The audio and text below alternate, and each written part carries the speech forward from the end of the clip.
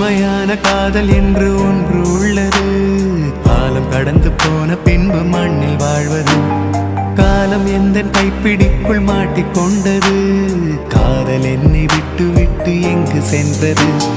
கடவுள் வந்து பூமி மீது வாழும் போதிலும் காதல் தோல்வியாகும் போது சாக தோன்றிடும்.